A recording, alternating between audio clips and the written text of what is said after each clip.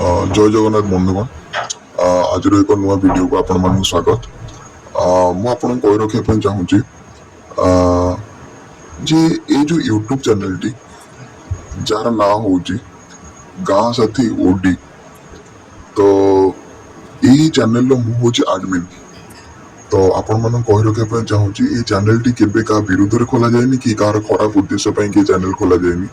ଏ channel ଖୋଲିବାର ମୁଖ୍ୟ ଉଦ୍ଦେଶ୍ୟ ହେଉଛି ଆମର ଓଡ଼ିଶାର କୋଣ ଅନୁକୋଣରେ ଯେତେକ ଗାଁ ସାଥୀ ସଂଘର ଭାଇ ଓ ଭଉଣୀମାନେ ରହିଲେ ସେମାନଙ୍କ ପାଖରେ ତଥ୍ୟଟି ଠିକ୍ ଭାବରେ ପହଞ୍ଚୁ, ନା କି ଆମେ ତାଙ୍କୁ ଉସ୍କେଇବା ପ୍ରବର୍ତ୍ତାଇବା ଏସବୁ କାମ ଏ ଚ୍ୟାନେଲ ଦ୍ୱାରା କିଛି କରାଯିବ ନାହିଁ। ଯେମିତିକି ମୁଁ ଆପଣମାନଙ୍କୁ କହିଥିଲି ଆପଣଙ୍କର କିଛି ରାୟ ଆପଣମାନେ କମେଣ୍ଟରେ ଦେବେ।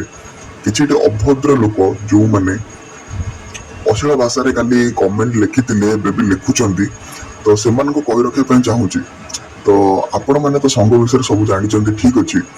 ତ ଯେତେବେଳେ ଆପଣ ଜଣେ ଅଜଣା ବ୍ୟକ୍ତିକୁ କମେଣ୍ଟରେ ଏମିତି ଭାଷାରେ ଆପଣ କଥାବାର୍ତ୍ତା କରିପାରୁଛନ୍ତି, ତେ ନିଜ ପରିବେଶରେ ଆପଣମାନେ ନିଜର କନିଷ୍ଠ ନିଜର ବରିଷ୍ଠ ସେମାନଙ୍କୁ କିପରି ବ୍ୟବହାର କରୁଥିବେ? ନିଶ୍ଚିନ୍ତ ଆପଣଙ୍କ ପରିବେଶ ବିଷାକ୍ତ ହେଇଥିବ, ନହେଲେ ତ ଆପଣ ଏପରି ବ୍ୟବହାର କେବେ କରିବେନି। ଆଉ ଆପଣ ତ ଜଣେ ଛୋଟ ପିଲା ନୁହନ୍ତି ନା ଯେ ଆପଣଙ୍କୁ ଜଣେ ଭାଷା ଶିଖିବା ପାଇଁ ପଡ଼ିବ। କାହାକୁ କିପରି ବ୍ୟବହାର କରାଯାଏ ସେଟା ଟିକେ ଦୟାକରି ଶିଖନ୍ତୁ ଆପଣ। ତ ଏଇ ଚ୍ୟାନେଲଟି କେବେ କାହାର ଖରାପ ଉଦ୍ଦେଶ୍ୟ ପାଇଁ ଖୋଲାଯାଇନି। ମୁଁ ଆଉଥରେ ଆପଣଙ୍କୁ କହୁଛି, କେବଳ ଗାଁ ସାଥୀ ସଂଘରେ ଲୋକମାନଙ୍କୁ ଆୱାରନେସ୍ କରିବା, ଆଉ ଯେତେ ଓଡ଼ିଶାର କୋଣ ଅନୁକୋଣରେ ଯେତେ ବି ଲୋକମାନଙ୍କର ଅସୁବିଧା ରହୁଛି କମେଣ୍ଟରେ ଜଣାଇଲେ ସେଗୁଡ଼ିକୁ ଆମେ ସମାଧାନ ନିଶ୍ଚିନ୍ତ କରିବୁ। କାଲି ବହୁତ ଲୋକ ଭଲ କମେଣ୍ଟ ମଧ୍ୟ ଦେଇଛନ୍ତି, ଯାହାଦ୍ୱାରା ଆମେ ନ୍ୟୁଜ୍ଟିକୁ ଅଧିକ କଲେକ୍ଟ କରିବା ପାଇଁକା ଆମର ମୋଟିଭେସନ୍ ହବ ଏବଂ ଆପଣମାନଙ୍କ ପାଖରେ ଠିକ୍ ଭାବେ ସଠିକ୍ ନ୍ୟୁଜ୍ ପହଞ୍ଚାଇବା ଆମେ ଭଲସେ କରିପାରିବୁ।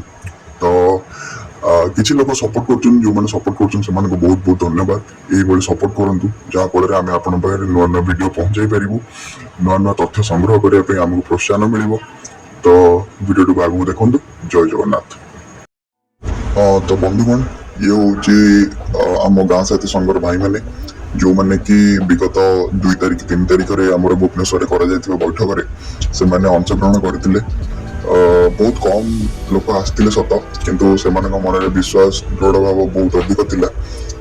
ଇଏ ହେଉଛି ସେଇ କିଛିଟି ମୁହୂର୍ତ୍ତ ଯାହାକି ମନ୍ତ୍ରୀଙ୍କ ସହିତ ଗାଁ ସାଥୀର ସଂଘର ଭାଇମାନେ ଆଲୋଚନା କରିଥିଲେ। ମନ୍ତ୍ରୀ ମଧ୍ୟ ପ୍ରତିଶ୍ରୁତି ଦେଇଛନ୍ତି କିଛିଟି ବି ଆଗକୁ ଗାଁ ସାଥୀଙ୍କ ପାଇଁ କରିବା ପାଇଁ। ତ ସବୁକିଛି ତ ଏଇ ଗୋଟିଏ ଭିଡ଼ିଓରେ କୁହାଯାଇ ପାରିବ ନାହିଁ, ତ ସେଥିପାଇଁ ମୁଁ ଆପଣମାନଙ୍କ ପାଇଁ ଆଉ ଗୋଟେ ଭିଡ଼ିଓ ବନାଇବି ନିଶ୍ଚିନ୍ତ। କିନ୍ତୁ ଆପଣମାନେ ଏଇ ଭିଡ଼ିଓରେ କିଛି ଭଲ ପାଇବା ଦିଅନ୍ତୁ, କମେଣ୍ଟ କରନ୍ତୁ। ଆପଣଙ୍କ ମନରେ କିଛି ବି ପ୍ରଶ୍ନ ରହୁଛି, ଆମେ ସେ ପ୍ରଶ୍ନ ଉତ୍ତର କରିବା ପାଇଁ ନିଶ୍ଚିନ୍ତ ସହାୟକ ହବୁ ଆପଣମାନଙ୍କ ପାଇଁ। ତ ଏତିକି ଆଜି ପାଇଁକି ରହିଲୁ। ଜୟ ଜଗନ୍ନାଥ।